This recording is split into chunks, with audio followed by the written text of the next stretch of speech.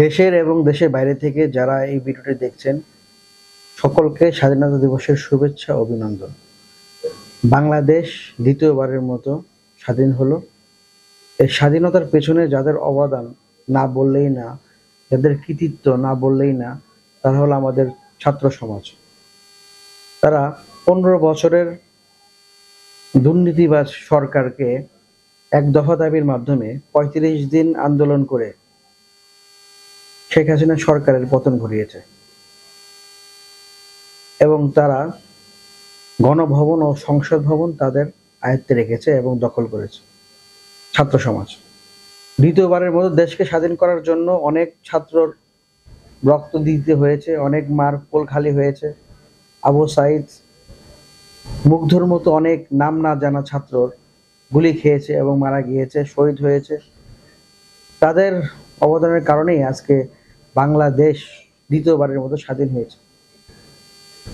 আমরা কি এই স্বাধীনতা কতটুকু টিকিয়ে রাখতে পারবো, কতটুকু ধরে রাখতে পারবো, এটা নিয়ে আজকে কথা বলবো।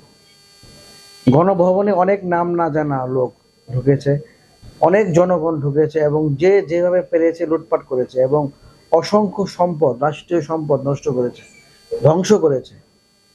যা কিছু করেছেন সবই তো আমাদের সম্পদ, আমাদের রাষ্ট্রীয় সম্পদ, মানে আমাদের সম্পদ, আমাদের ট্যাক্সের টাকা দিয়েই কিন্তু এগুলা করা। অনেকে আছে যে ওখান থেকে fridge, television, sofa, air condition যা যা পেয়েছে সব নিয়ে গেছে। সন্ধ্যার সময় দেখলাম যে আর্মিরা ভিডিও ফুটেজ দেখে দেখে ওগুলো সংগ্রহ করেছে। ছাত্ররা কিন্তু কোনো দুর্নীতি করার জন্য বা ডাকাতি করার জন্য এগুলা কিন্তু করেনি। ছাত্র সমাজ 55 লাখ টাকা পেয়েছে গণভবনে, ওই টাকাগুলা আর্মিদের বুঝিয়ে দিয়েছে। ছাত্ররা কখনোই দুর্নীতির সাথে নয়, সাথে ছিল না এবং সাথে নয়।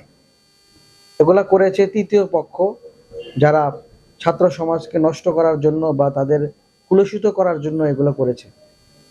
আমাদের উচিত, আমরা অনেক কষ্টের মাধ্যমে, অনেক ভাই বোনের রক্তের মাধ্যমে দ্বিতীয়বারের মধ্যে দেশকে স্বাধীন করতে পেরেছি। আমরা যে যেখান থেকে জিনিসগুলা গণভবন থেকে নিয়েছি অথবা সংসদ ভবনের কোনো কিছু নিয়ে থাকলে আমাদের উচিত সেগুলো ফেরত দেওয়া।